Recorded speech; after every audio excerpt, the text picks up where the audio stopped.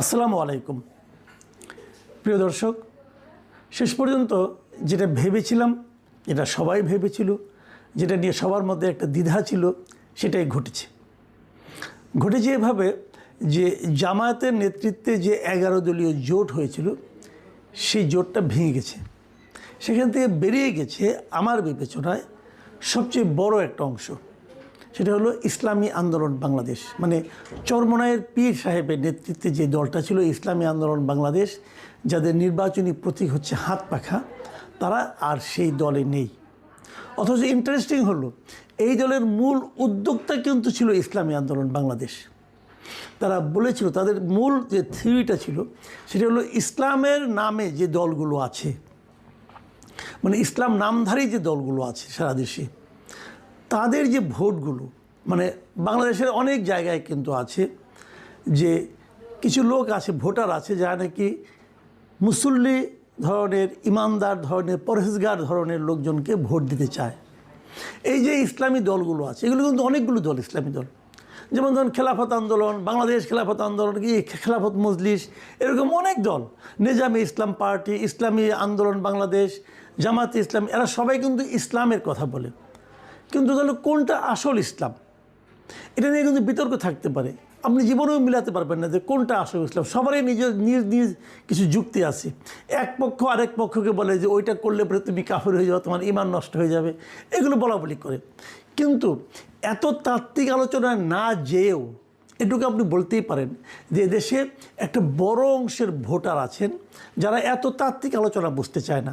তারা কেবল বুঝতে চায় যে কোন দলগুলোর নামে ইসলাম শব্দটা আছে, এবং তারা মনে করে তারা ইসলামকে আরও সুদৃঢ়ভাবে প্রতিষ্ঠার জন্য অথবা রাষ্ট্রীয়ভাবে ইসলামী শাসন কায়েমের জন্য তারা হয়তো বা কাজ করছে। এই একটা ধারণা থেকে তারা ইসলামী দলগুলোকে ভোট দেয়। এখন যদি এই 7-8টা ইসলামী দল আলাদা আলাদা প্রতীক নিয়ে আলাদা আলাদাভাবে নির্বাচন করে, তখন যে লোকেরা ইসলামী দলকে ভোট দিতে চায় তাদের ভোটগুলো কিন্তু ভাগ হয়ে যায়। এই জিনিসটাকে মাথায় রেখে, এই চিন্তাটাকে মাথায় রেখেই তারা ওয়ান বক্স পলিসি করেছিল। যে তারা বলেছিল যে ইসলামকে ভালোবেসে যারা ভোট দেয়, প্রকৃত পরহেজগার লোকদেরকে যারা ভোট দিতে চায়, সৎ লোককে যারা ভোট দিতে চায়, সেই ভোটগুলো যেন ভাগ না হয়, সেই ভোটগুলো যেন একটা বাক্সে পড়ে। এই ছিল তাদের থিওরি। এবং এই থিওরি যখন যে তারা অগ্রসর হলো, তখন অনেকেই ভেবেছিলেন যে এটা হয়তো একটা বড় এবং শক্তিশালী জোট হবে, অন্ততপক্ষে ভোটের বিচারে। সেভাবেই চলছিল। কিন্তু এর মধ্যে নতুন আরও 3টা দল যোগ দিল। প্রথমে ছিল 5টা দল। প্রথম 5টা দলের মধ্যে কিন্তু জামাতে ইসলাম ছিল না, জামাতে ইসলাম পরে এসে যোগ দিয়েছে। জামাত ছিল 6 নম্বর দল, তারপরে আরও 2টো 8টা, তারপরে আসলো 3টা। এখন এইখানে কিন্তু কতগুলি বিরোধ তৈরি হওয়া শুরু হলো। যখন 3টা আসলো, নতুন 3টা আসলো, এরা কে কে আসলো? এনসিপি, আর একটা এবি পার্টি, আর একটা এলডিপি। এলডিপি হলো অলি আহমেদ সাহেবের দল, যারা নাকি সারা জীবন এই জামাত ইসলামকে গালাগালি করেছে, তারা এলেন। এখন এই বিষয়টা নিয়ে কিন্তু ইসলামী আন্দোলন হ্যাপি ছিল না। আনহ্যাপি হলেও সিট ভাগাভাগি নিয়ে আমরা দৃশ্য তো দেখেছি যে ইসলামী আন্দোলন চেয়েছে 50টা, তাদেরকে অফার করা হয়েছে 45টা অথবা 40টা। এটা নিয়ে ঘাপটা, এটা নিয়ে টানাটা। কিন্তু আমি যতটুকু জানি, আমি বিভিন্নভাবে বিভিন্ন সোর্স থেকে, এবং সব দলিতে কিছু লোকজন পরিচিত আছে, ভেতরে যে কথাটা আমি শুনেছি সেটা একটু শেয়ার করতে চাই। সেটা হলো ইসলামী আন্দোলন কোনো অবস্থাতেই জামাতে ইসলামকে 150 আসন দিতে চায়নি। ইসলামী আন্দোলনের প্রথম বক্তব্যটা ছিল জামাতে ইসলামের মনোনয়নের সংখ্যা, মানে যতগুলি আসনে তারা মনোনয়ন দেবে, সেই সংখ্যাটা যেন 150-র চেয়ে কম হয়। মানে যা নমিনেশন দিল, যদি সবগুলিও পাস করে যায়, তাও যেন জামাতের এমপির সংখ্যা 150 না হয়। এই ছিল ইসলামী আন্দোলনের মূল বক্তব্য। এটা ভুলও হতে পারে, কিন্তু আমি এটা একদম কনফার্ম হয়ে বলছি না, কিন্তু এরকম কথা আমি শুনেছি। কারণ তাদের বক্তব্য হলো যে যদি জামাতে ইসলাম নিজেই পুরো অন্যদের চেয়ে বেশি হয়ে যায় সবগুলোর চেয়ে, তাহলে সেটা পরবর্তী সময়ে জামাত যে ইসলামের প্রচারণা চালায়, জামাত যে ইসলামের কথা বলে, তার সঙ্গে ইসলামী আন্দোলন এবং অন্যান্য এই দলগুলোর এক ধরনের বিরোধ তৈরি হতে পারে। এটা ছিল মূল ইস্যু, এবং এই ইস্যুটা কখনোই জামাতের পক্ষে মানা সম্ভব নয়, এবং যে কারণে এটা শেষ পর্যন্ত কিন্তু ম্যানেজ হয়নি। ইসলামী আন্দোলন এখন একা ইলেকশন করছে। তারা 270টা আসনের মনোনয়ন দাখিল করেছিল তাদের দলের, তার মধ্যে 2টা বাতিল হয়ে গেছে, আর 268টা আসনে তারা ইলেকশন করছে। তারা জামাত ইসলামের সঙ্গে নেই। এখন কেন নেই এই কথার জবাবে আমি ভেতরে যেটা বললাম সেটা তো আমার একটা স্পেকুলেশন বলতে পারে না, এবং দুইজনের সঙ্গে আলাপ করে আমি যেটা বুঝেছি সেটা আমি বললাম। কিন্তু তারা তো এটা মুখে স্বীকার করে না, তারা মুখে বলছে 5টা কারণের কথা। সেই কারণগুলি কী কী? মূলত সেই কারণগুলি নীতিগতভাবে, নৈতিকভাবে। যেমন তারা বলার চেষ্টা করেছে যে জামাতে মানে ইসলামী আন্দোলন তারা চাচ্ছে যে একটা ইসলামী শরিয়া শাসন কায়েম হবে যদি তারা ক্ষমতায় যায়, কিন্তু জামাত বলছে তারা শরিয়া আইনে দেশ পরিচালনা করতে চায় না, তারা প্রচলিত আইনে করতে চায়।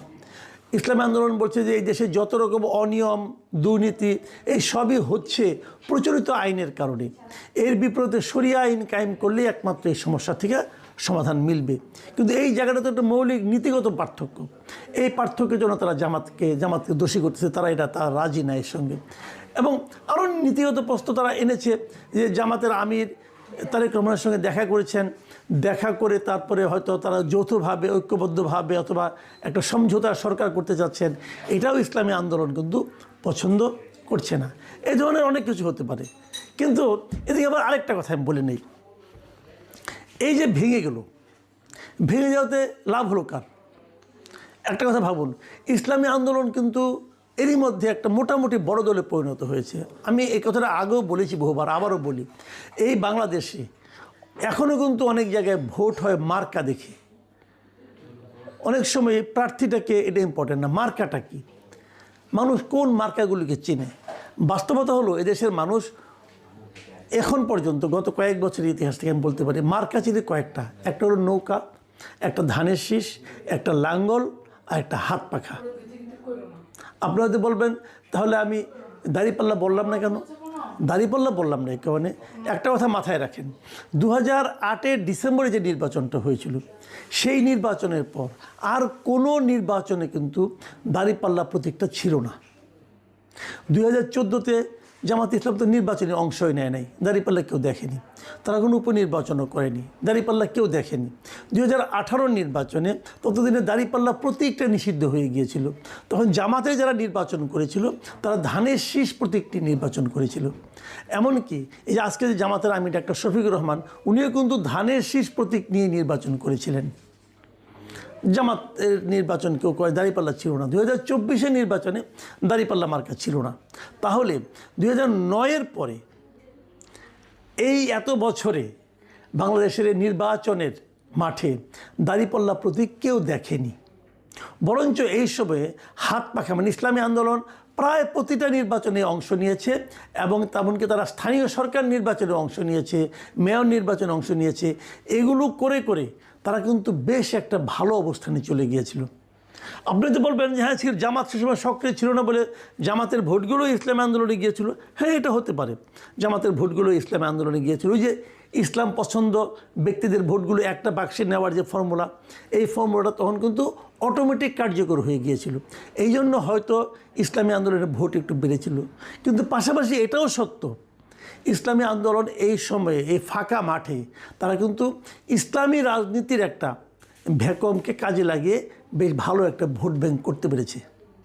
কাজে ইসলামী আন্দোলন কিন্তু একটা আমার বিবেচনায় একটা বড় দল, একটা বেশ বড় দল।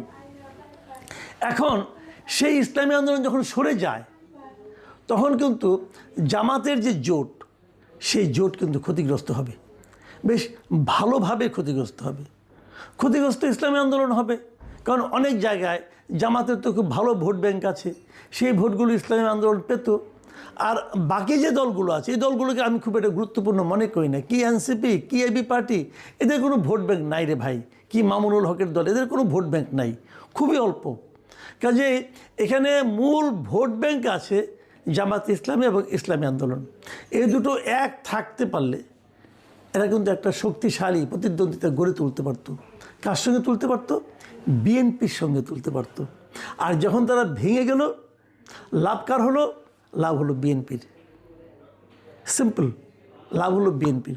আচ্ছা একটা কথা বলেন তো, এই যে বিএনপির এত বড় একটা লাভ হলো, এর পেছনে কি বিএনপির কোনো ধরনের ইনভেস্টমেন্ট ছিল না? এর পেছনে কি বিএনপি কোনো ধরনের চেষ্টা চরিত্র করেনি?